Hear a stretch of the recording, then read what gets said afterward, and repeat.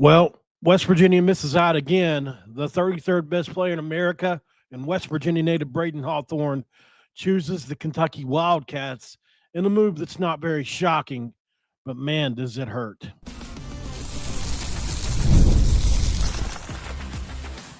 You are Locked On West Virginia, your daily podcast on the West Virginia Mountaineers, part of the Locked On Podcast Network, your team every day. And what is up? Welcome back in, guys. My name is Mountaineer Paul. I am your host. This is Locked On West Virginia, and we are back today, guys, as it's been a rough go of it. If you look at it from West Virginia basketball perspective, as Brayden Hawthorne has unfortunately picked the Kentucky Wildcats. And it's not a shocking move, but I think, due to reports from On3 and other sources yesterday, we'd kind of gotten the impression that West Virginia had made some hay in this race. And I got news late, which I posted on X, not good. Chances are not good. I was talking with some other folks that were right there. Seems like he had left his hat. The only hat he had on the table of the podium for a long time was a West Virginia only hat. So, a lot of people had started to kind of get excited. And then his mom brought out the hats for everybody else. And then that kind of changed things. I'll say this. While it wasn't Pitt, it wasn't Virginia Tech, Kentucky is starting to be the thorn in our side that almost no other team can claim to be at this point. Trey Mitchell, Kirk Risa, Oscar Shibwe. How many more players of ours do they need to come recruit to Kentucky? And then this is an in-state kid that's a high school basketball player that the report went out. And here's the thing. We were told the entire way that playing time is so important. And now all of a sudden he's being paid. Basically, Kentucky is using their multitude of funds to say, hey, we're not going to play you this year, but here's a bunch of extra money. Let's go ahead and just redshirt you. And nobody's going to be able to turn down that kind of money. I'm sure that's something like that probably happened here. I'm told that the West Virginia offer thing that was ported on 3 was not necessarily true and was put out to appease West Virginia fans, that it was to make us say, well, okay, but we tried, and that is that. So at the end of the day, I feel like I was lied to and deceived by On3 yesterday. That's number one. But number two, we lose one of the very best players in the transfer. I'm sorry, I keep saying the transfer portal. So cut up on the portal. One of the very best players in all of high school basketball that is just a soared up the rankings. And I don't care if it's Kentucky or not. This stings, man. And it feels like we just consistently lose out on these players that could be program defining or changing. Now, the thing about this is, at a place like Kentucky, he could show out and they don't have to worry about him transferring there because they can just pay him to stay if he's that good. Or he can go to the NBA after 2 years if he's that good. So it's unlikely, unless he just doesn't pan out there or doesn't like it there, that he ends up at West Virginia ever. So I think we just need to move on from this because, unfortunately, West Virginia has lost in this race for Brayden Hawthorne. And I broke him down on the thing yesterday. Everything I say stands. It's all true. He's a 6'9" wing that can really stroke it and really has a bevy of moves at his disposal. What he isn't, though, he's not an elite athlete. He's not an explosive athlete. He's a crafty guy, kind of like Trayson Eaglestaff in some ways. And he's got a 7'3" wingspan. He's got a chance to be an elite 3-and-D player. Beyond that, I'm not sure. I think there's a lot of development in front of him to be done. But I'm not going to sit here and pretend like we don't need him or want him now that he picked somewhere else. We damn sure did. So what does this mean for West Virginia? Well, I started to look into this because I think, for me anyways, the NFL draft process is going on right now, or NBA draft process right now is going on. And I think, there have to be some players possibly that are going to be removing their name from the draft waters process that West Virginia can look at, and you have to think there's some money freed up from this now, right? Like, I don't know how much. It could be 50,000, it could be 500,000, probably not that much, but I'm assuming that Mr. Hawthorne was commanding quite a little bit of money here. So surely you can afford to go out and get a good player or two, maybe now that you're not getting this high impact, high upside transfer that if he pans out in year one, at West Virginia, all of a sudden you've got I'm not going to say Cooper Flag, but you've got a high impact freshman, right?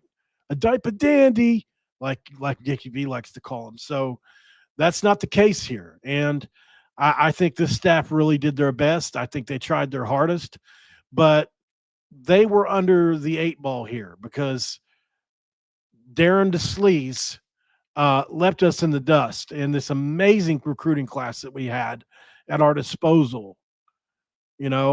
Just think about the class we had put together. It's insane to think about what they had coming in as freshmen this upcoming year. And it's a shame we don't get to see it all come together. This was going to end up being, and I said back in November when this commitment went down that he could end up being the crowning jewel, of that recruiting class. But of course, DeVries left us in the dust, and we have nothing left but to feel cursed yet again, guys. I mean, that's just the truth. So it's a frustrating thing to have to go through. Absolutely. So I don't know. I wonder. I still wonder to this day,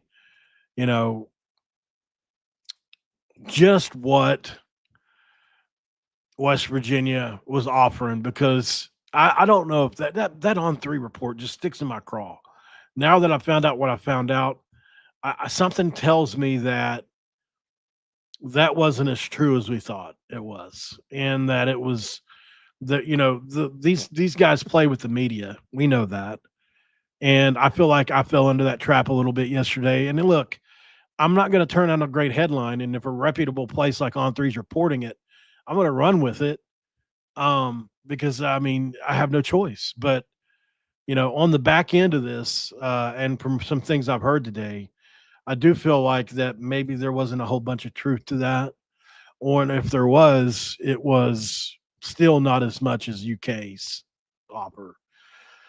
Because the whole thing we've been told the whole time is, well, he's willing to take a pay cut and come to West Virginia. Well, if West Virginia had the highest offer, then that's, it's stupid. It's stupid. West Virginia probably didn't have the highest offer. Somebody put that out there, and it is what it is. We'll live with it. We'll move on. We're going to be fine. I really believe that, like at the end, I want kids that want to be at West Virginia. That's what I want. I don't want people who are living on either side of the fence at West Virginia. And I'm not saying that I'm not even blaming Brayden here, guys. I'm not saying he's a bad kid for making this choice. He was committed to a staff that had Coach Chester Frazier and Darren DeVries on it, that had a lot of upside as a staff. And they left in the middle of the night. And all of a sudden you got the guy from North Texas coming in. You're a rising senior, and you've got Kentucky and Duke coming at you, even Pitt and Virginia Tech on some level. And all of a sudden, there's a new staff in town that you've known for less time than Kentucky's coach. He said it in his press conference. Mark Pope was on me when he was at BYU last year. He was on me before Coach Hodge ever had a chance to have a conversation with this kid. Mark Pope was already talking to him, right? So West Virginia not only behind the 8 ball financially, but relationship-wise. These relationships develop over years. Like every now and again, you'll see a kid like a mid-major level, especially like he'll catch on at the end, and like a West Virginia will come in and scoop him up. And relationships don't always matter in that situation because, who's going to go mid-major when he can go Power 5? Well, in this situation, it's like, in this day and age, the money's probably pretty comparable. Maybe an extra $100,000 for Kentucky or something. But to stay home and play for West Virginia is a special thing, man. Like, look, I'm just going to be honest. My lifelong dream would have been to do that, So So when I see the quotes of him talking about staying home at West Virginia and playing for the state and all that, you know, I just don't believe it as much. I feel like it's dressing. I feel like it's just window dressing. Like there's nothing. It's like the shell of somebody. It's not real. Because if you really felt about West Virginia like I do, I just feel like you wouldn't go to Kentucky. But maybe I'm misunderstanding something there. Rodney Gallagher is who comes to mind for me, right? Like that's somebody that I know loves West Virginia. Guarantee you he loves West Virginia. His best friend and the best coach he ever loved left, got fired, and he still stayed here because he grew up wearing a West Virginia jersey. I don't have to question that. Nathan Adrian, we just seen he had an interview today with 3 guys. That kid, Morgantown High School, wanted to play at West Virginia his whole life. Got to play at West Virginia and was probably should have never went to the Power 4 level, based on what people thought of him as a scout, right? And came to West Virginia and absolutely had one of the greatest careers ever for somebody. So, that's what we want, man. We want players that want to be here. And unfortunately, our turmoil as a program since Bob Huggins played a huge factor in this one. You go from Bob Huggins to Josh Eilert to Darren DeVries, now to Ross Hodge, and you're expecting to get the best kids in the state to stay at home when they don't know if Ross Hodge will be here next year. They don't know if Ren Baker will be here next year. Hell, for that matter, our president's gone, right? We don't even have the same president coming next year or from this past year. So there's so much change at the university. Chester Frazier, you build a relationship with him. All of a sudden, you can't even keep him. He's on offer to Virginia Tech. I'm not criticizing Coach Hodge. I'm not. But I'm just saying from Brayden Hawthorne's perspective, hell, you keep Chester Frazier, maybe you get him. Maybe you get Brayden Hawthorne then. At least there's somebody with a connection, right? You keep Chester Frazier, maybe you keep, Sincere Harris. Maybe you keep not Toby O'Connie, but anybody else that was able to come back. So I just think that there's a multitude of reasons why this happened. Money probably is one of them. I don't know if it's the top, the bottom, in the middle. But at the end of the day, West Virginia is laying on the ground looking up again like what the hell just happened. It's frustrating, man, and we don't deserve it, but we'll sit here for it. We'll take it. We'll take your best shot. Let's let this staff finish, though, because I have a lot of faith in them. I do. I'm frustrated right now, guys. I deleted an entire workup I had because I have to click between my little screens, and I accidentally deleted all the work that I put in waiting on Hawthorne, looking at seniors that are coming out of the NBA draft process. Not just seniors, anybody that could possibly be in the portal for West Virginia. So I'll have to think of a topic to do next right off the top of my head, but let's go to break. And I think I have something we can talk about next. It's going to be about basketball, and I'm going to look at a portal player that I was speaking to not even a week ago that West Virginia is interested in. We're going to talk about that next. Stick around. This is Locked On West Virginia. And this episode of Locked On West Virginia is brought to you by FanDuel. Right now, guys, on FanDuel, the NBA playoffs are in full swing, and every night delivers highlight-worthy performances, major momentum shifts, and can't-miss moments. And whether it's a game-winning shot, breakout player, or whatever you want, man, there's never been a better time to get in on the action, FanDuel makes it easy to stay in the game before tip and live. Whether it's player props, performance trends, same-game parlays, fans have way more ways than ever to play smart and win big. And if you want to read up on who's heating up, back your game up with same-game parlays. Want to turn a $200 bonus bet? Well, get that first $5 bet on the table, make that thing win, make it shake. And then if you're new to FanDuel, check this out. It's the perfect time to sign up. Head over to FanDuel and place your first $5 bet. If it wins, you'll get $200 in bonus bets, and that's guaranteed. Make every moment more with FanDuel. an official sportsbook partner of the National Basketball Association. And it's segment 2. Let's crack this dew wide open really quick. Get a little mouth dryness.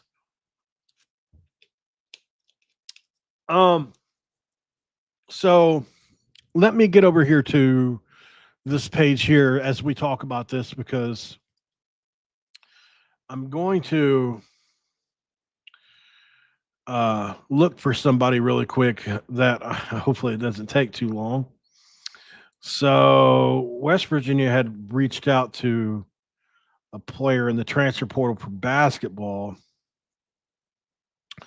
And, I looked at him and thought, wow, he's actually pretty good, especially when you put on the tape. Let me see if I can just type his name in. Is it Orlando Horton? Yeah, that's who it is, I believe. Orlando Horton Jr. That's the player. That's who I was looking for. Okay, so Orlando Horton Jr., a player that West Virginia had reached out to. I don't think that.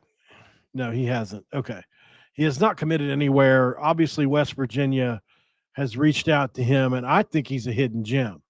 And I want to give you guys a chance to check him out, because I just spoke to him not even a week ago, and West Virginia is still involved here. I don't know to what extent, but since we just missed out on Hawthorne, I'm assuming they were probably waiting to pull the trigger on any kind of extra portal action until maybe they knew the money was free up. I mean, I'm speculating like crazy here on this, but I'm assuming that losing Hawthorne means there's money, right?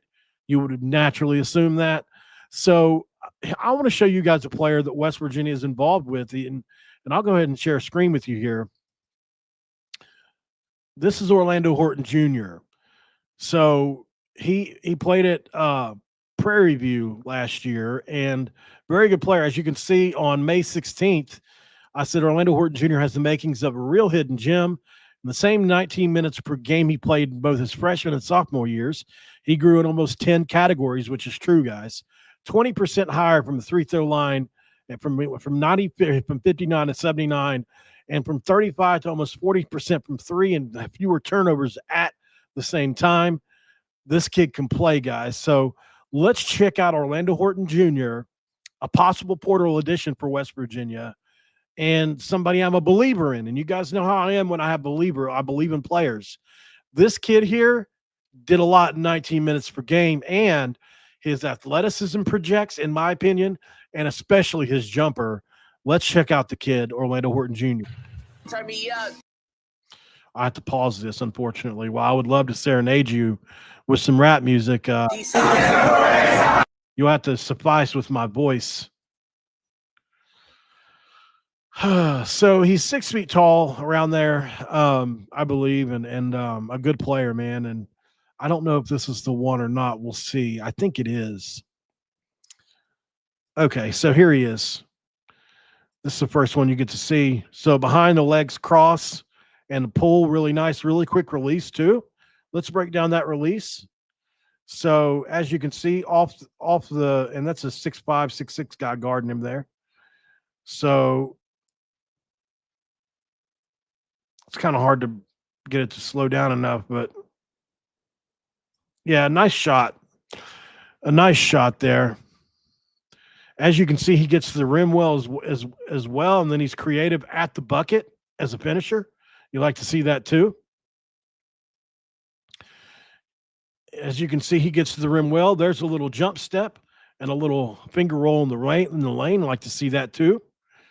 As you see, he gets into the traffic. Look at that creative. I mean, he's got some athleticism to him. He's got some explosion. He's got some attitude. Look right there. I love that attitude. Give me that right there all day. I'll take it. But look at this explosion here between two defenders, and watch the creativity on the drive to the basket here. Very nice. Very nice. And some explosion there. He glides through the air. Floater, we'll take that. It's a bucket. And he landed on the big 7-footer. Oh, gosh. There he is on the, give it an assist, which he added close to 3 a game or so. Look at this nasty crossover on the big guy here. Really? I mean, this kid's got some handles, man. Look at these handles right here. Boom, boom. Give me that cross. And he gets to the left hand at the rim over a real big guy at that. And look how low this cross is, guys. This is whenever I was taught to do a crossover.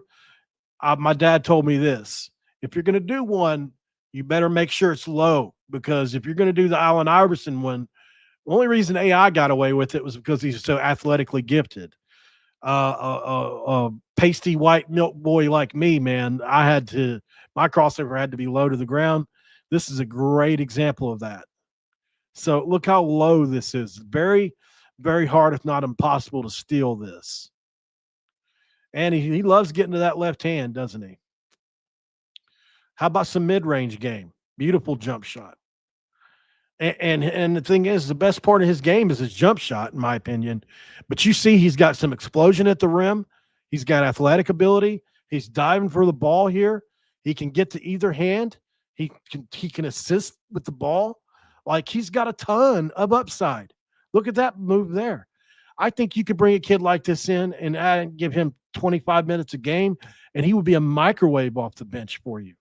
I just think that, I asked him about it. He said at Prairie View, he didn't get there's no way this kid shouldn't have been a starter for them, in my opinion. I mean, I haven't seen every game, I haven't seen every player, but this is talent, right? Like, I think he's got some talent. So I don't know why he wasn't given a bit more. There could be multiple reasons for that I don't know.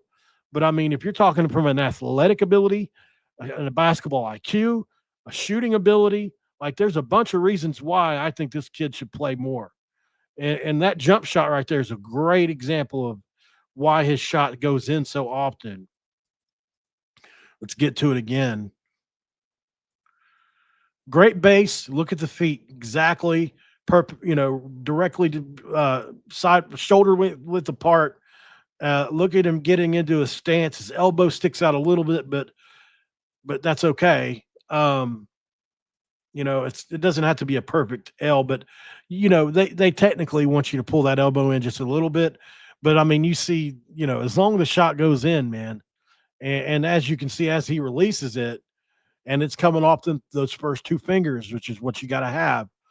Let's see that offhand. How long does the offhand stay on the ball? So up until the release point. But I mean, this is almost a one-handed shot. It's close. Similar to how I shot the ball, actually.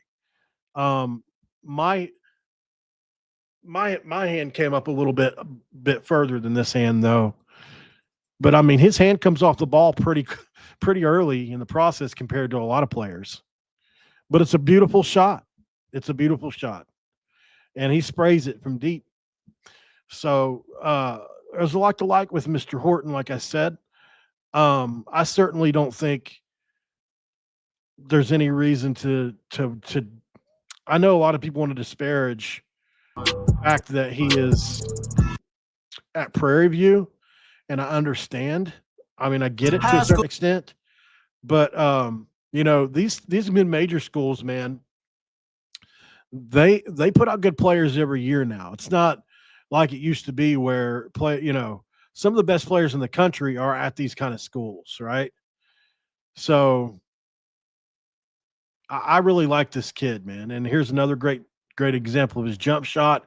And this is against UAB, right? A really good mid-major school with great athletes. This is probably a 7-footer, right? 6'10", 6'11", 7-foot tall guy. And he's got there's a lot of space here, but you can see he's got a quick release. You like to see it. So Orlando Horton Jr. is a name to look for West Virginia in the portal. He told me that he was ready to commit, so like, I'm being open and honest with you here. Like, he told me to my face he was ready to commit.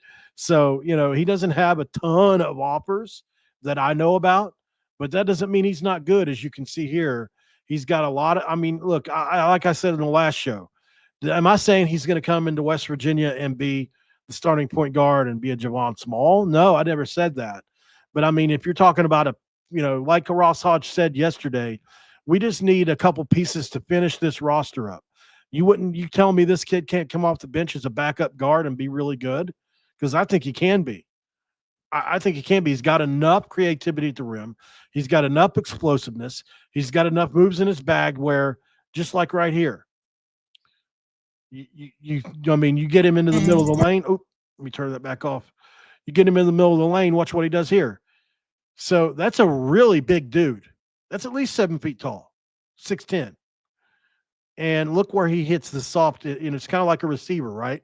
Soft spot in the zone, and you just pull up a little mid-range jump shot. And he gets a little bit, look at the elevation here. He's probably got 20 inches on that shot right there in the mid-range, and it's a beautiful shot over a big guy, and it goes in. So he's got a ton of different ways he can score. There he is with an assist in a kind of an ugly environment. But I mean, and he shot 39% from three. So he's a very good shooter, So on a team that's good, this is a player that you could space the floor with, that can hit shots in big moments. And look at this. This is a between the legs hezzy. And this is a kid that shoots a lot of threes. How about a between the legs hesitation with the offhand? Between the legs hesitation, go with the offhand in contact, finish with the right hand. So this is an extremely creative shot right here that go find me some. You won't find a bunch of Power 5 kids, not a bunch, but not every Power 5 guard that's the Power 5 level has this level of creativity. Look at this between the legs, step back into the fake, into the pump fake. Basically, look at him right here. He's ready to jump and block that shot, right? Very ready. And he plays off of that, gets by him, and then let me get some contact. This dude basically knocks him off his spot, but he's got enough core strength to get up there with that right hand and still finish it with the right hand on the left side of the rim, which is not always taught. Look where he's at right here. I mean, he's kind of walled off. But, man, does he put the English on that. Did you see how he spun the English up off there? Watch him spin the English up off that thing. Beautiful. Beautifully done. So I think there's potential here. I've been on about him for a couple of weeks. There's almost a logo three, so how could this kid not help? Right? Look at that shot. Here's the thing. If you're going to bring a kid up from this level that's not going to start, he's got to be good at all three levels, right? He's got to be able to shoot it from three. Here he's shooting it from damn near half court, right? I mean, look at this shot from half court, and it's like he's a regular jumper. He's got to be able to get into the lane and create creatively and actually hit with either hand. There can't be many weaknesses to the game at his size, and there are not very many. Look at this mid-range floater here over a big guy. Very nicely done. And look, he's jumping with the off foot, right? Most right-handed guys jump with the left foot, but watch him try to get the jump on this guy. He jumps with the right foot. Right there off the right foot. Just different things.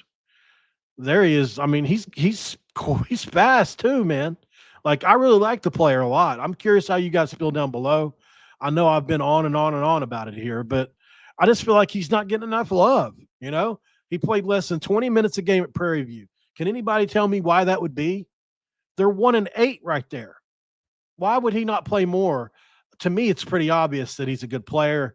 I don't know why he didn't play more, but there's a reason for everything, I'm sure, but I don't know. And I'm no pro scout. I say that all the time as well. But, just wanted to say, Eli Horton Jr., I'm trying to pump you up here a little bit here, man. But I think, with the loss of Hawthorne and all that today, we need kind of another get that can get us a little excited. To me, although Eli Horton Jr. may not be, he's not Trey Eaglestaff, right? He's not like we're all like, oh my God. But you look at that kid, this is a piece to the puzzle that I think could come off the bench as your seventh guy and maybe even your eighth guy, part of your rotation, and be a very heavy contributor, probably at that same 19 minutes a game, but you're going to have way more responsibility. That's what I would say to him. I wouldn't promise him a starting role or anything here, but certainly I could see him impacting us more than he did at Prairie View because, he was playing with worse talent around him and all that kind of thing. So It'll be fun to watch to see what this staff does, where they move on from here, because this was a loss today. I think a lot of us were probably a couple days worth of excitement build up into this decision, and unfortunately, it didn't go our way, guys. But tomorrow comes, right, and we will continue to watch this with the portal and see where they go next, guys. I spoke to some people earlier, and this staff isn't done yet, man. They got at least two more guys to get, from what I understand. So um, that's all I got, y'all. I got to do a squad show here at 9 o'clock, so I'm going to get off here. But I will be back here later tomorrow. Hopefully, we've got some football, basketball, any kind of major news to talk about. Otherwise, I have to continue to be a little more creative until everybody reports back to camp on the 28th. We got 8 days until everybody reports in, and then we can finally start talking about summer workouts and Rich Rod. Hopefully, they'll start doing interviews again, that kind of stuff, because it's getting a little bit difficult to come up with content. All right, guys, I'm out of here. Thank you guys for making Locked On West Virginia your very first listen. And if you could do me a big favor, you got to check out the Portal Show. If you haven't checked them out over on YouTube, that's your second listen. It's got to be. Brian Smith has the latest rumors, portal entries, and signings. Be the most informed fan on the rapid changes to college football that you can possibly find in the landscape. And find Portal on YouTube or wherever you get your podcast. All right, guys, have a great rest of your day. Have a great rest of your week. It's going to be okay. Tomorrow's going to come. We'll talk about that when it does. Until then, guys, my name is Mountaineer Paul. This episode's over, and I'm out.